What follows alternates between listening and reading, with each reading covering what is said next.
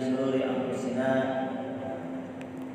ومن سيئات أعمالنا من يهده الله فلا مضل له وما يضلل فلا هادي له.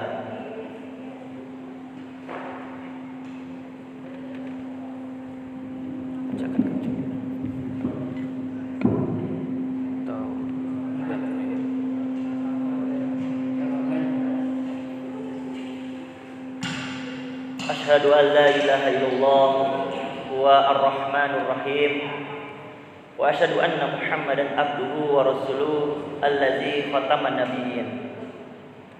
Allahumma shalli ala Muhammad wa ala ali Muhammad kama shallaita ala ali Ibrahim wa ala ali Ibrahim wa barik ala Muhammad wa ala ali Muhammad kama barakta ala ali Ibrahim fil alamin innaka Hamidum Majid. Alhamdulillahirabbil alamin.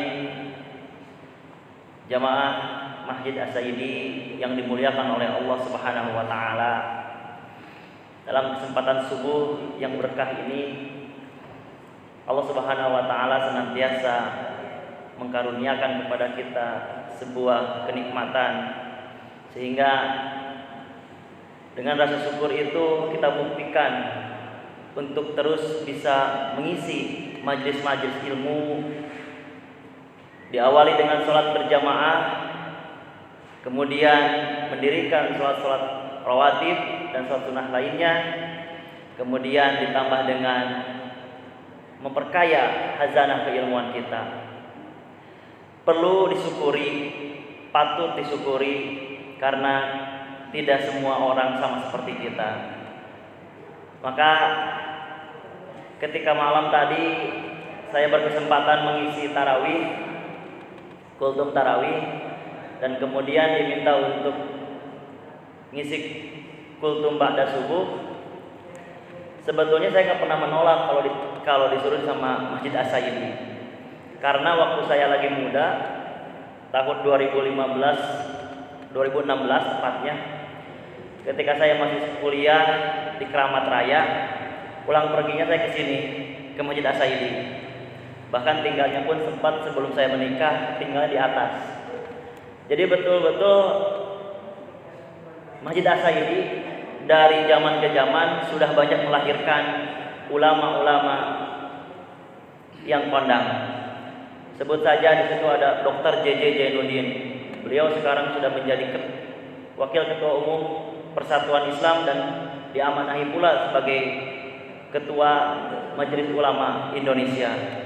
Ada Ustadz Dudung menjadi asatid di MUI DKI Jakarta, Seteten Romli Komarudin, dan banyak lagi para asatid yang dilahirkan di masjid ini. Masya Allah, tabarakallah. Apa yang ada di masjid ini seharusnya patut disyukuri dan terus dikembangkan. Mudah-mudahan kita berharap Masjid As-Sayyidi menjadi madrasah tarbiyah, menjadi pusatnya pendidikan, pusatnya pencetak ulama di kemudian hari. Amin ya rabbal alamin. Jamaah yang dimuliakan oleh Allah Subhanahu wa taala, pada kesempatan yang mulia ini saya akan menyampaikan tentang substansi daripada zakat. Kita tahu bahwasannya ibadah Ramadan yang diturunkan syariatnya pada tahun kedua Hijriah itu diiringi dengan syariat zakat. Maka tidak menutup kemungkinan ketika Ramadan itu tiba, sebulan penuh kita berpuasa, di situ akan ditambahkan dengan ibadah pamungkas, ibadah penutup, yaitu zakat. Lebih spesifiknya zakat fitrah. Tetapi zakat fitrah ini hanya sebagian, karena zakat mengandung banyak makna dan substansi di dalamnya. Ada zakat harta, perdagangan, pertanian, dan lain sebagainya. Begitupun nomenklatur sunnah ataupun nama daripada ibadah sunnah. Kita sering mendengar istilah infak dan sedekah. Kemudian ada juga istilah wakaf.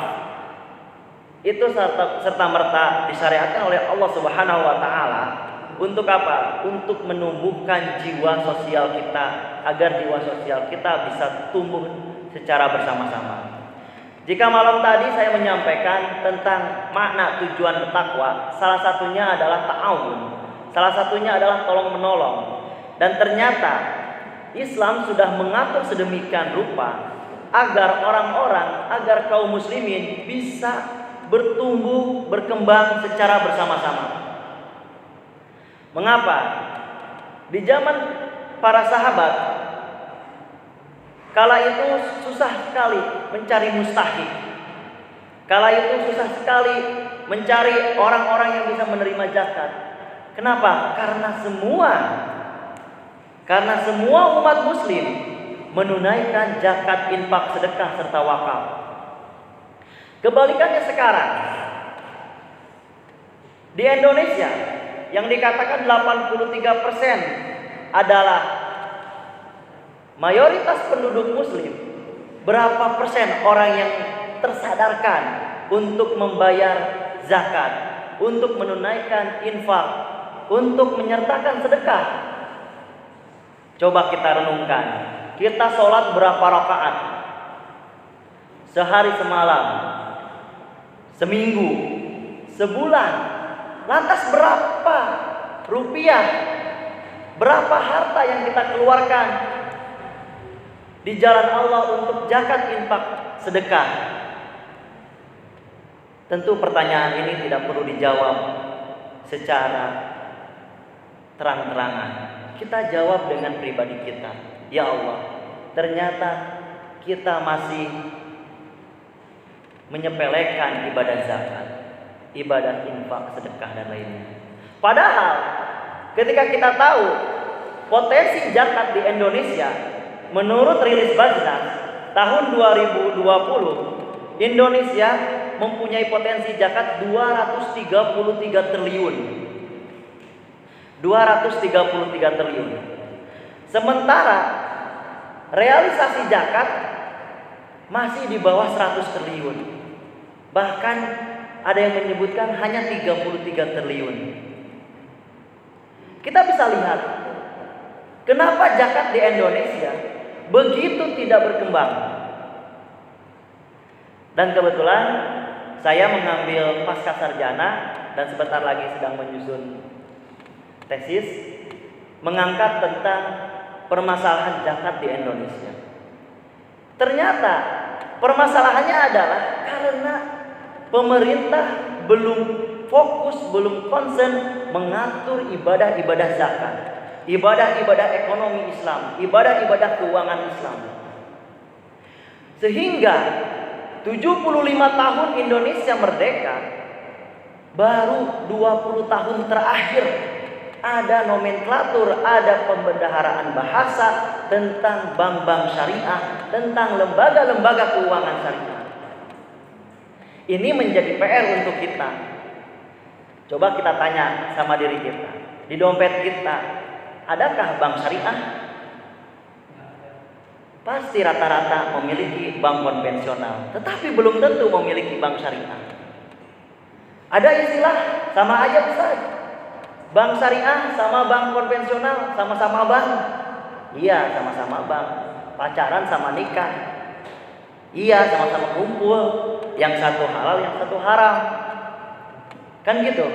Bedanya apa? Bedanya adalah akad. Bedanya apa? Akad. Maka dari itu, kemunculan perbankan syariah di Indonesia baru muncul di era tahun 1990-an. Artinya hanya baru 20-30 tahun Indonesia baru melek terhadap konsep ekonomi syariah. Sekarang lihat, setelah bank-bank Islam, setelah ekonomi Islam disadari oleh orang-orang Islam di Indonesia, semua guyup, semua berburu bagaimana mengambil manfaat dari ekonomi syariah ini. Ada yang disebut wakaf produktif, ada yang disebut masyarakat ekonomi syariah, ada yang disebut bank infak dan lain sebagainya. Padahal kalau kita tahu, jika ekonomi syariah ini dibangun sejak awal, insya Allah Islam akan jaya di Indonesia. Buktinya apa? Hadirin rahimakumullah. Sebelum saya menjelaskan tentang zakat, saya harus menyampaikan tentang informasi ini. Kalau Bapak Ibu tahu sejarah Bank Rakyat Indonesia, itu diawali oleh takmir masjid. Itu diawali oleh DKM masjid. Baru tahu ya? Bank Rakyat Indonesia di tahun 1890 di Purwokerto itu digagas oleh pribumi. Sebelum Indonesia merdeka, Bank Rakyat Indonesia sudah ada dulu. Kenapa Bank Rakyat Indonesia hadir? Karena untuk menjawab kolonialisme ekonomi yang dilakukan oleh penjajah Belanda. Masjid-masjid semua berkumpul, mengumpulkan koropak-koropaknya, mengumpulkan kas-kasnya, kemudian dijadikan Baitul Mal. Dan Baitul Mal itu dikelola untuk menjadi pemodal-modal, memberikan modal kepada petani-petani daerah, petani-petani pribumi, sehingga petani-petani pribumi bisa terbangun, bisa membangun usaha-usahanya, bisa mengembangkan usaha-usahanya. Dan itulah sejarah membuktikan bahwasanya masjid adalah fundamentalis. Masjid adalah dasar untuk membangun peradaban, termasuk ekonomi. Maka dari itu, seyogyanya para asatid, para ulama, para kiai harus segera mengambil alih konsentrasi bagaimana membahas ekonomi syariah di masjid-masjid, di mimbar-mimbar, di sekolah-sekolah. Kita bisa tahu kapan ekonomi syariah dipelajari oleh anak-anak kita. Belum tentu SD mendapatkan pelajaran ekonomi syariah. Belum tentu SMP belajar ekonomi syariah. Belum tentu SMA pun sama belajar ekonomi syariah. Bahkan yang saya lulusan pesantren, hanya berapa persen saya mendapatkan informasi tentang praktek ekonomi syariah. Sementara para asatid menjelaskan haramnya riba, haramnya pinjam uang ke bank, haramnya kegiatan-kegiatan yang riba dan lain sebagainya, rentenir dan lain sebagainya. Betul Pak? Tetapi tidak diberikan solusinya. Lantas solusinya seperti apa? Karena para asatid hanya terfokus untuk membahas teoritis, kajian-kajian teori, bukan kajian-kajian praktik. Maka dengan data yang kita dapatkan, kita harus terbangun bahwasanya ekonomi Islam harus dibangun minimal dari masjid, dimulai dari masjid. Bahkan kenapa bank syariah di Indonesia sekarang merger? Ada bank BRI Syariah, ada bank BNI Syariah, ada bank BSM Syariah Mandiri, bersatu menjadi BSI. Untuk apa? Untuk menguatkan market share atau disebut dengan pangsa pasarnya bank di Indonesia supaya bisa bersaing dengan bank-bank konvensional. Ironi Bapak-bapak Ibu-ibu sekalian, padahal Indonesia adalah umat Islamnya terbesar. 83% penduduknya terbesar adalah orang-orang muslim. Sementara praktek-praktek ekonomi Islam, praktek-praktek ekonomi syariah belum tentu dilaksanakan secara kafah oleh umatnya. Inilah yang menjadi PR untuk kita, mudah-mudahan ke depannya kita bisa sama-sama merubah. Kemudian dalam ekonomi Islam ini Allah Subhanahu wa taala menjelaskan dalam Al-Qur'an surat Al-Baqarah ayat ke-276 bahwasanya Allah Subhanahu wa taala berfirman, "Yamhaqullahu riba wa yarbi shadaqah." Allah Subhanahu wa taala menjelaskan akan memusnahkan riba. Akan memusnahkan riba. Wa yarbi shadaqah, dan akan menumbuhkan sedekah. dan akan menghidupkan sedekah. Apa maksud dari ayat ini?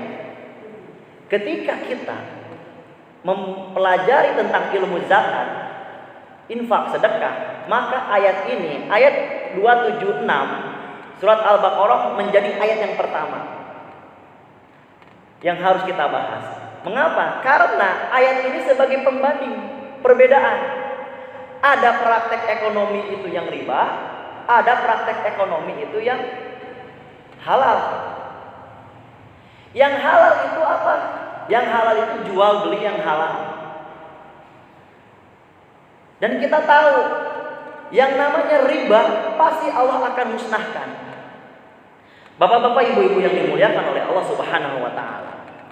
Kita tahu bahwasanya praktek-praktek riba seperti bunga bank, rentenir dan lain sebagainya, itu sepertinya terlihatnya bertumbuh. Kita nyimpen uang sekian, nanti akan bertumbuh sekian. Padahal menurut entropitas kehidupan, dalam kitabnya Al-Makrizi menjelaskan, bunga bank itu menyalahi daripada kodrat kehidupan. Kenapa saya perlu jelaskan seperti itu? Karena dinamika kehidupan pasti ada yang namanya surut. Bangunan kita bangun bagus, 10 tahun, 20 tahun kemudian gimana? Hancur, kropos, lapuk dan lain sebagainya. Kendaraan kita beli bagus tahun sekarang, 5 tahun, 10 tahun kemudian. Bahkan pribadi kita yang pertamanya sehat bugar, kemudian 10, 20, 30 tahun kemudian pasti akan keropos. Gunung yang tadinya menjulang tinggi, ada yang gempa, ada yang longsor, ada yang meletus. Tetapi kenapa bunga bank didoktrin kepada umat-umat manusia akan tumbuh aja terus? Ternyata itu adalah pembodohan yang hakiki. Tidak ada yang seperti itu. Kok Ustaz, masih banyak kok bank-bank yang menawarkan seperti itu. Karena masih banyak orang yang diperalat untuk meminjam ke bank. Maka ketika kita mendapatkan keuntungan dari perbankan tersebut, dari praktek bunga tersebut, maka di situ ada orang yang dizolimi oleh kita. Siapa? Yang meminjam ke bank tersebut. Nauzubillah, summa nauzubillah. Maka Allah Subhanahu wa taala menjelaskan, Allah akan musnahkan riba semusnah-musnahnya dan akan menyuburkan sedekah. Maka ketika kita mengetahui pengertian daripada antara riba dan sedekah, maka kita akan memilih bagaimana menghidupkan sedekah, menghidupkan zakat. Di sini kita melihat data. Kenapa di Indonesia jumlah orang yang zakat masih sedikit? Menurut hukum ilmu ushul fikih, ada hukum keterbalikan atau mafhum mukhalafah. Ketika zakat sedikit, berarti di negara tersebut ribanya paling banyak. Kita bisa tahu kesadaran orang untuk nabung di bank syariah hanya 5%, Pak, dan tumbuh sekarang menjadi 7%. Berarti 93% rakyat muslim di Indonesia nabungnya, nyimpen uangnya, transaksi dan segala macamnya di bank konvensional, bank bukan syariah. Berarti wajar kenapa kesadaran zakatnya masih sedikit di Indonesia. Karena masih banyak yang mempraktikkan, yang mengamalkan kegiatan-kegiatan ekonomi bukan ekonomi syariah. Disinilah kita ambil kesimpulan bahwasanya kita harus bisa mengambil kegiatan-kegiatan ekonomi Islam mulai dari diri kita, mulai dari praktek-praktik. Makanya wajar dalam hati kita tidak tergerak untuk sedekah, tidak tergerak untuk infak.